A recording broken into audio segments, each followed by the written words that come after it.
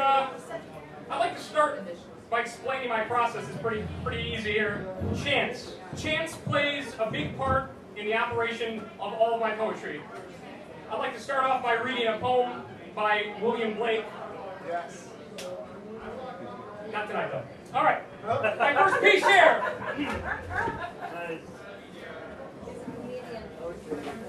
My first piece. This is called a sound path.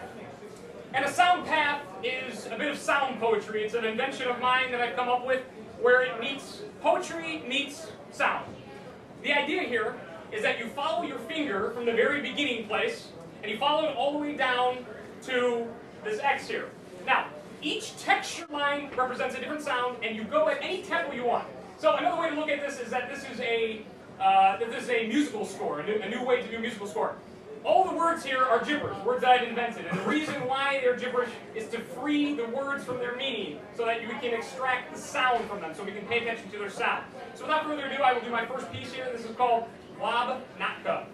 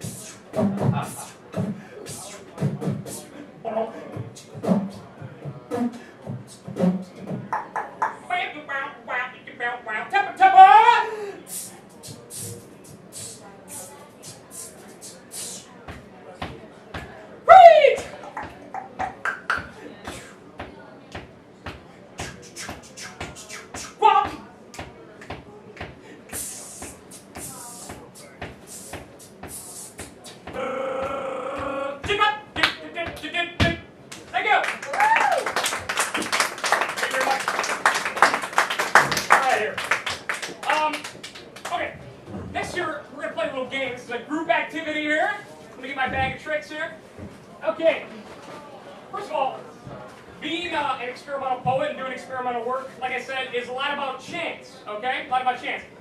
I try to take my own personality out of the work sometimes. That's my idea of what a lot of modern work is, that sometimes you gotta take your own, your own personality out of it. So, what we're gonna do here, I'll explain. We're gonna do a little group activity that determines how this poem comes out. This is not rehearsed at all. Okay.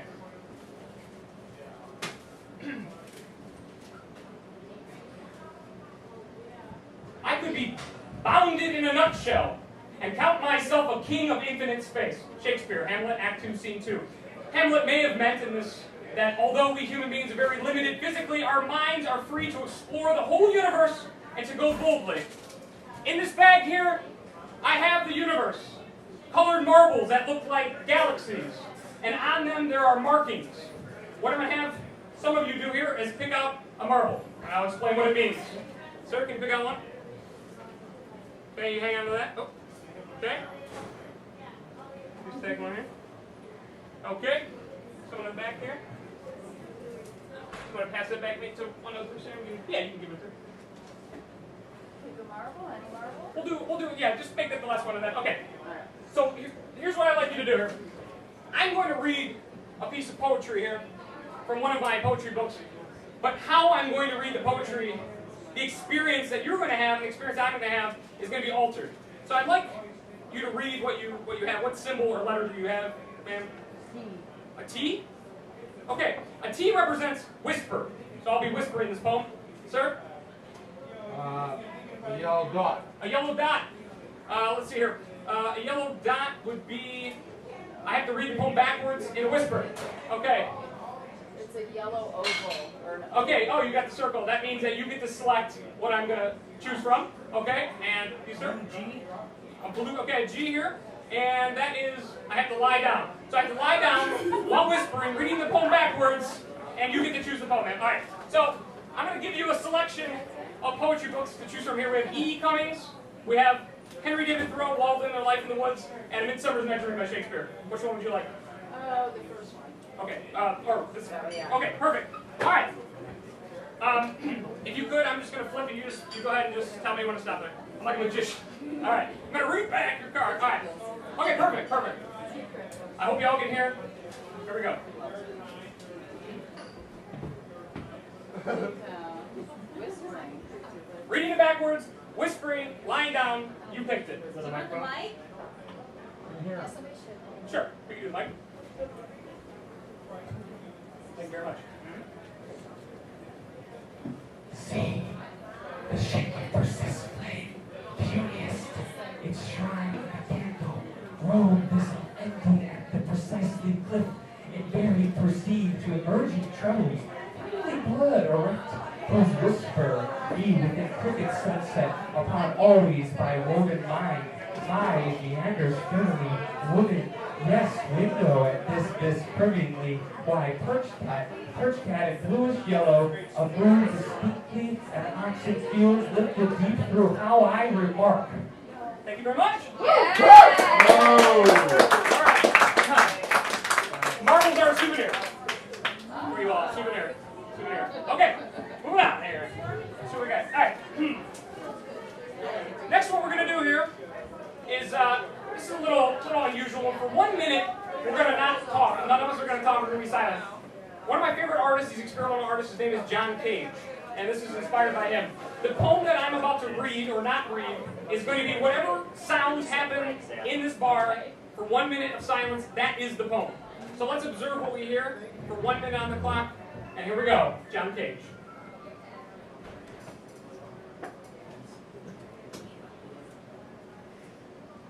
I do, but I don't remember.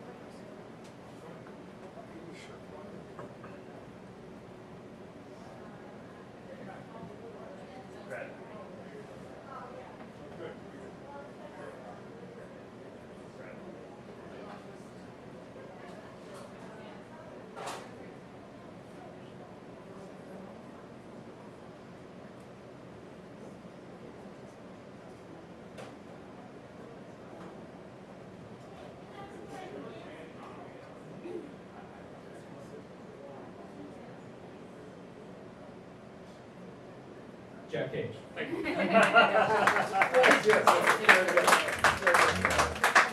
right. Next thing I'd like to do here. Let's see here, one moment. All right. I'm going to read from a book that I have for sale over here, and it's called Alphabet Soup. Let me explain a little bit about Alphabet Soup. Alphabet Soup is a book that I created, and inside of it are a lot of poems that didn't quite work out that I wrote. They weren't very good, maybe. And they were exploded in this book. There are no page numbers. There was no sense to this. There's no literal logic to this. Exploded backwards, forward, all different, mixed up. Like I said, no page numbers, just spewed. And why this book was created, I'll just read the only definition that's in the back of it. Doesn't explain much. It says, alphabet soup is a disharmony of words to be read as you wish. Use them when you need them, may you find meaning in chaos. How I read this is that I catch my eye to one word, to another word, to another word, to another word. I take words from sentences on here. I use them however I need them to improv a poem on the spot. Now, as I'm reading this, you're going to start to say, damn, that actually sounds like a real poem. But the point is, okay, the point is that it is a real poem. And you take the meaning from it. So here we go. Not prepared, not rehearsed. To be able to be under the bed like Freedom Fries is a consequence that his friends, every little bit of them, were like a woodshed. At 11:11, I bet you wouldn't have space for a religion. But the confusion is 100% natural, and Sally's arms, a phenomenon. Thank you.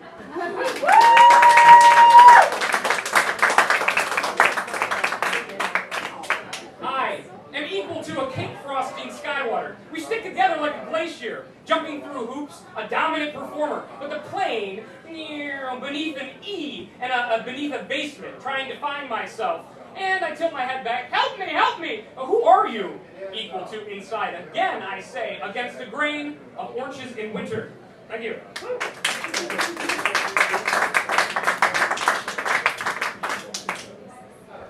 And a black leopard, my pet, this oily cart like a noodle burns back again. And gapped, the mast is fine. I know a comfort and a chapel of time. Then the super Hubble telescope, it's about why I'm here. And the pandemonium covered religion masks. And I wait, knowing love is true. Like an opera that was immediately this whole room. And a path of religion, how, sounds good, but something's got to be brown tinted. Because earthly body, as I know, a fishing line's caught. And I have been electric. Thank you. Wow. Well done. Well done. All right. A session is going, but his family is abandoned. A Chinese X-mark isn't, well, I'm making gurgles, but I didn't skin a giraffe. And I'm a root alive, programmed by genetics, so what's up? I'm bailed out, and Peter Piper, but everything, LOL. But I bet you haven't. Happiness is true. Thank you. Yeah.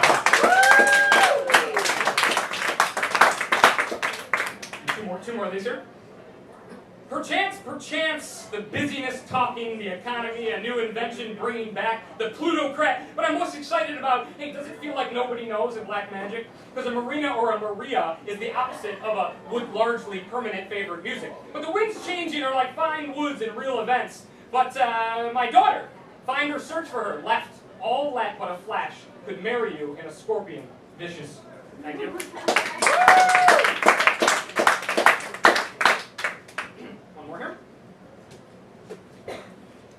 Clogged artery. Big. Not a friend. Kaleidoscope. Hiding. Scuffing off carpet colors. A flamingo. Aging older and older. But a paper, like I like it, that I knew that I would genuinely ditto, is a jacket. A shuggage. A clasp. A train wreckage. And nightfall breeds the beast. When? 1980s. A dance routine. I'm questioning going, but you can't pie a popsicle. Any place that I finally found it, because I found it on a different level. I never recognized a castle on a mile-per-hour sign. When? Delegy, and about the space. And what comes is a cage tilted head back and a spool of string trying to fast fish noises. Do not steamroll the brain. Awake. Thank you.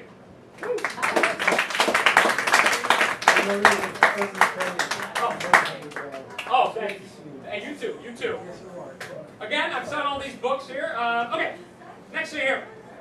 I would like to read an E.E. Cummings poem, actually. And if you're not familiar with E.E. Cummings, it's similar to this sort of work, is that it looks barfed on the page. But I want to explain that this is very important work to me, because this work looks like spew nothingness on a page. But this type of poetry, for me at least, is the reason why I like poetry, because it's alive. It is not something that has any meaning in any time period. It transcends form. It is living always. You pick up this book, every single person in this room would read this differently. So I'd like to find one of the more unusual texts here. As you can see, if you can see, it's very unusual the way it's put all over the page, so it's very difficult to read, but I will give it a shot here. They so alive. Who is the non and the gesture and the non-jit, but so alive is some born, some folks ain't born, some born a dead, some born alive. And it's all the born so alive, and the ting ting chip chippity. Thank you. Well done. Well done. Another one here from E.E. Cummings. Snow, said, snow, over, ungrade dirt, speaking spirit, and listly goes full folds, could stones, and a name collect, and the birds, and says, as snow, and will it, it's forgetting underneath these skrillex crumbs and the things and noise and things you've heard, and the werewolves. Thank you.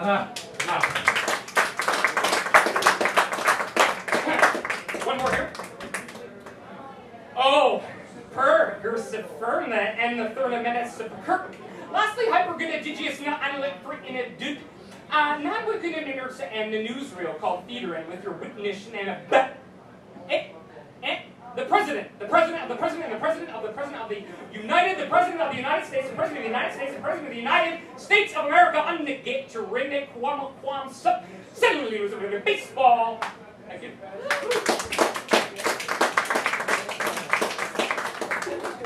What I'd like to do now is I would like to do one more of my marble trick bag, and then I'd like to finish the evening with a art manifesto that I wrote.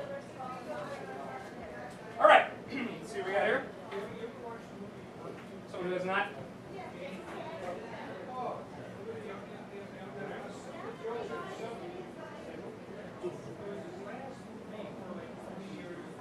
You want to take? Okay. Now there's some really interesting things in this bag that I'm sort of hoping don't happen, but we'll see. Some extreme ones, and some mild ones. All right, let me get my key here. What do we got? Starting at the side. Lowercase f. Okay. That means that I have to plug my ears. Okay, what else we got? A blue heart. A blue heart. Let's see, a blue heart. Let me see that. Okay, that's a blue heart. You got it. And a blue heart means that I have to sing what I'm going to do. Okay. All right. What else we got? Yeah. Which? What do you got? Green heart. Green heart. And a green heart means I have to do 5 push-ups and 10 jumping jacks before I start the poem. Okay? I'm looking forward to this. Damn you. What's that? Red heart. These are good. Oh, shit. Grapes in the mouth. Okay, grapes in the mouth. I can do that. All right. All right.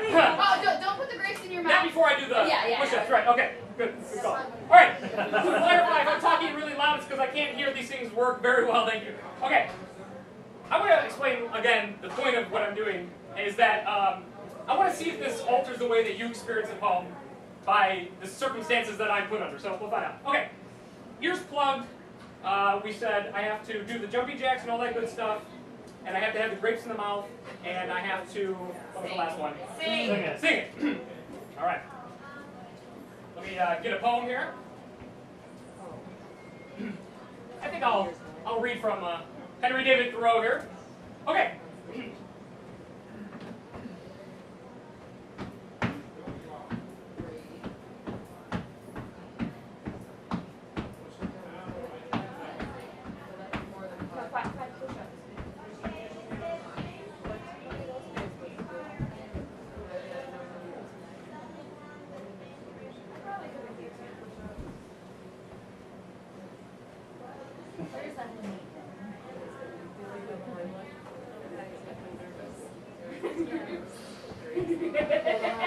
Once, the inconvenience I sometimes experience in so small a house. Difficulty of getting to a sufficient distance from my guest when we began to utter the big thoughts in big words. Thank you.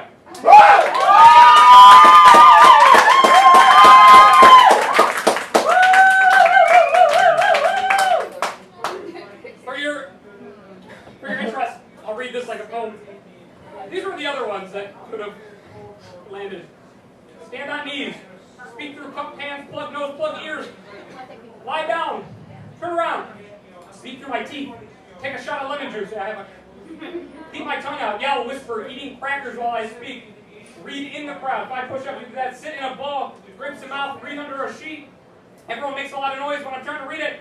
I read the poem backwards, I sing the poem, and then you select the poem. So I could have had... Alright. Oh, I had oral gel in my mouth too, was one of them. Alright. Give me a second. Alright, I'm going to end with this here. I read fast, so it's not as lengthy as it looks. But this is a real thing that I actually wrote, like, legitimately in my life. I'm an artist, I'm a theater director and an actor, and I'm a poet, and I'm a teacher as well. I wrote this art manifesto because a mentor of mine told me that every good artist should write a manifesto. I'll just read it. Here we go. new generation of kids, I am more disappointed with the lack of creativity, originality, and interest in the arts.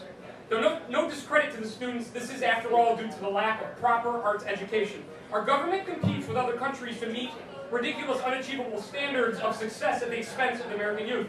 There is no single definition of intelligence, and the governing bodies in charge of operating the education system in this country tell us that there is.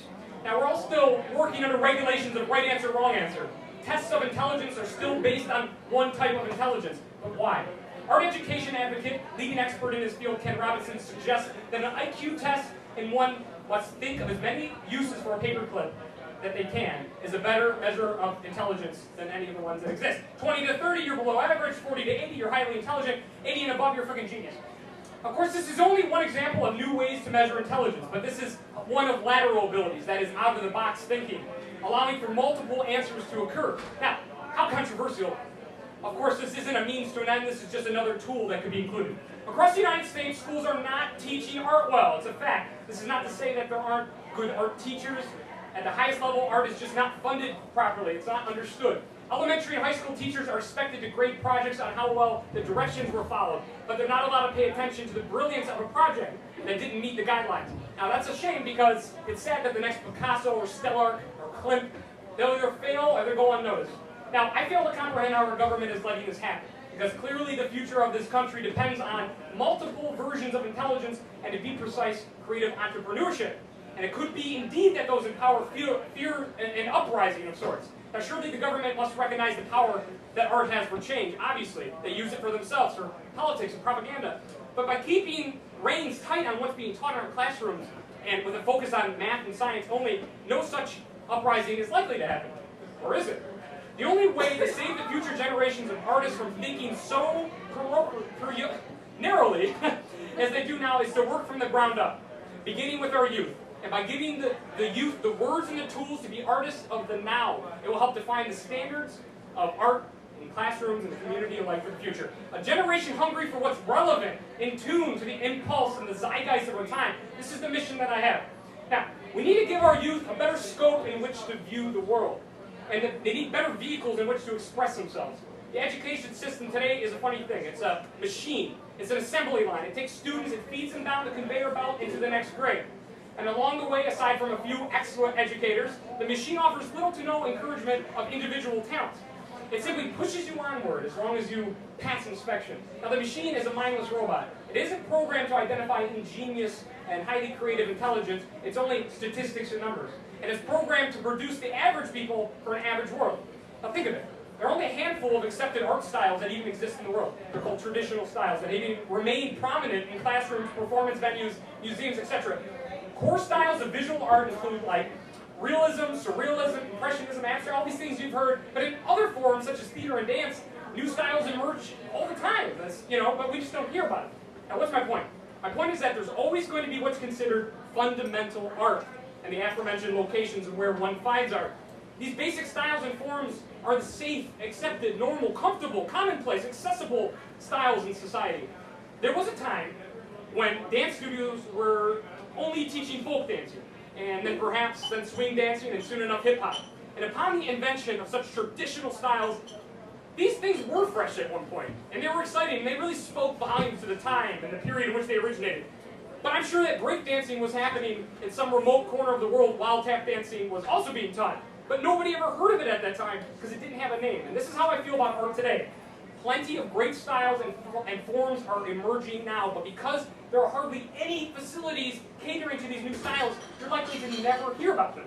And it's hard to imagine since things like environmental theater, the viewpoints training, Romeo Castellucci, haptic poetry, E. Cummings, transmedia, the work of John Cage and the dances of Mercy Cunningham are far more interesting than anything I've ever learned in my culture or in my classroom. And I write this sentence to tell you that this needs to change.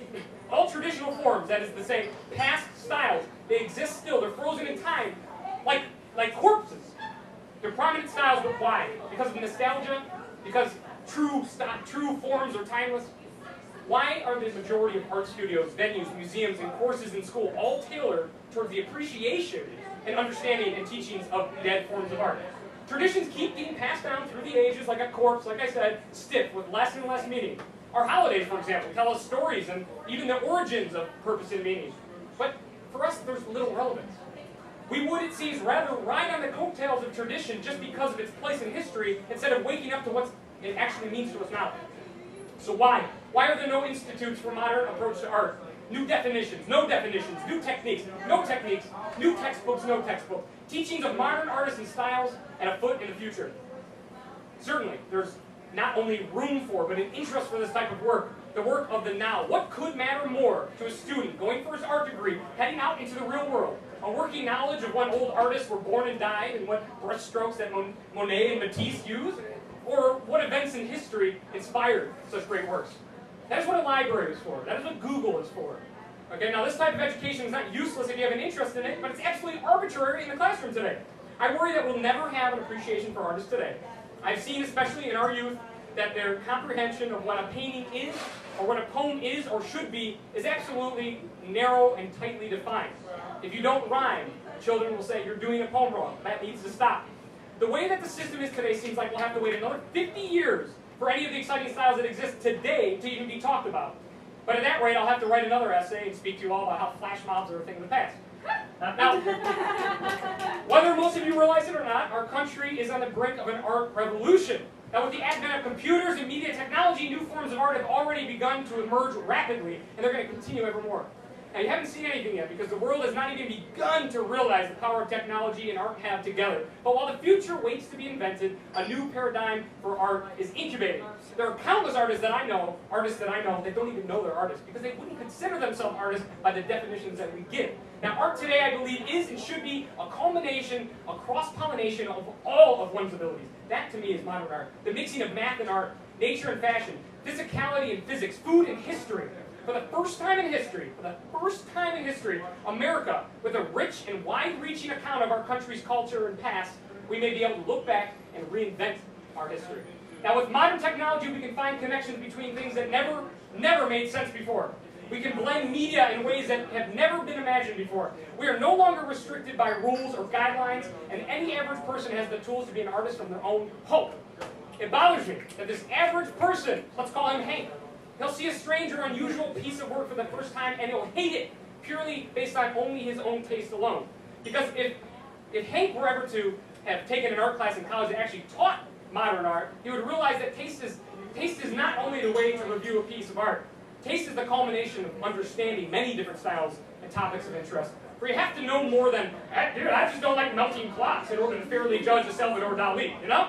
Alright, now, not always will this be the case, but most generally, the more you know about something, the more you can appreciate it, even if it isn't your personal taste. And so, when the people tell me that they don't understand my work, or the work of my friends who also work by experimental means, I am not upset. No, because we're taught about this the wrong way. Society has trained us in this way. I too was just like Hank, and I have no hard feelings for anybody out here today who didn't understand my work, doesn't appreciate my work. But it's the comments like, you're just being strange to be strange, that worries me. It doesn't offend me, but it worries me, because I'm realizing what peril this country might be in if things like sound poetry and dissonance in music or autonomous writing are too radical for the majority.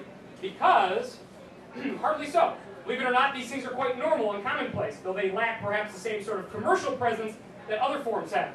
In truth, these things are hardly experimental, hardly by today's standards, but that is an issue. And it seems to me that there's such a long gap between when an unusual work or experimental work becomes normal and accepted.